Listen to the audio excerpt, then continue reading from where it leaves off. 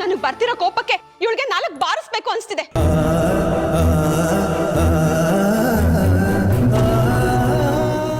ನೀನಿದೆಯಾ ಅಂತ ಹಲ್ ಕಚ್ಕೊಂಡು ಸುಮ್ಮನಿದ್ದೀನಿ. ಎಷ್ಟು ಧೈರ್ಯ ಅಣ್ಣ ಇವಳಿಗೆ ನನ್ ಮೇಲೆ ಆರೋಪ ಮಾಡ್ತಾಳೆ. ಇವಳು ಹೇಳೋ ಪ್ರಕಾರ ಬಟ್ಟೆಯಲ್ಲಿ ನಾನೇ ಮೆಣಸಿನಕಾಯಿ ಉಪ್ಪು ತುಂಬಿಸಿ ತಂದಿಟ್ಟಿದ್ದೀನಿ ಅಂತ ಅಲ್ವಾ?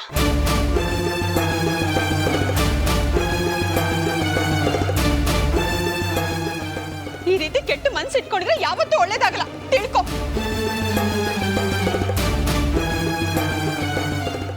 ಶರ್ಮಿಳಾ, ಏನೇ ಅನಾಹುತ ಆದ್ರೂ ಅದಕ್ಕೆ ಬೆಳ್ಳಿನೇ ಕಾರಣ ಅಂತ ಹೇಳ್ತಿದ್ಯಾ ನೋಡು, ಅದು ತಪ್ಪು.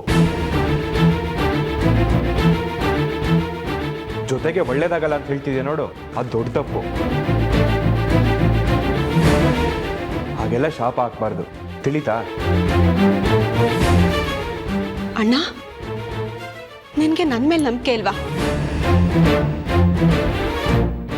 ಈಗೇನು ನಿನಗೆ ನನ್ ಮೇಲೆ ನಂಬಿಕೆ ಬರ್ಬೇಕು ಅಷ್ಟೇ ತಾನೇ? ಸರಿ,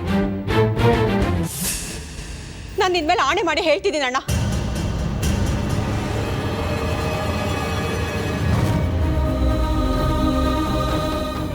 ನಾನು ಈ ಕೆಲಸನ ಮಾಡಿಲ್ಲ.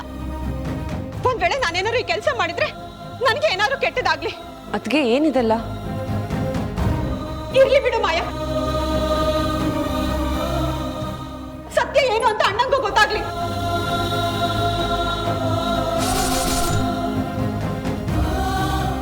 ಅಣ್ಣ, ಇದೇ ರೀತಿ ಅವಳಿಗೂ ಆಣೆ ಮಾಡಕ್ ಹೇಳು.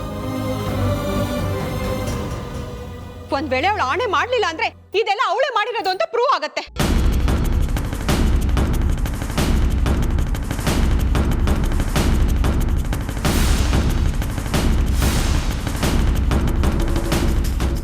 ಏನ್ ಬೆಳ್ಳಿ, ಆಣೆ ಮಾಡ್ತೀಯಾ?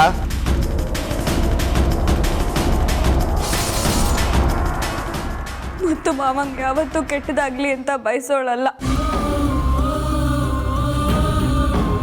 ನಾನು ಸಾಯೋ ಪರಿಸ್ಥಿತಿಲಿದ್ರು ಅವ್ರಿಗೆ ಒಳ್ಳೇದಾಗ್ಲಿ ಅಂತ ಬಯಸ್ತೀನಿ. ಅಂಥದ್ರಲ್ಲಿ ನಾನು ಯಾಕೆ ಈ ರೀತಿ ಮಾಡ್ಲಿ?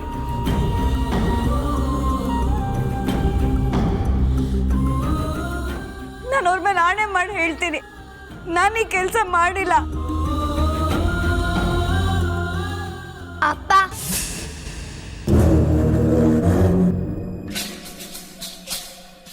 ಯಾರು ಮಾಡಿದ್ದು ಅಂತ ನನಗೆ ಚೆನ್ನಾಗಿ ಗೊತ್ತು.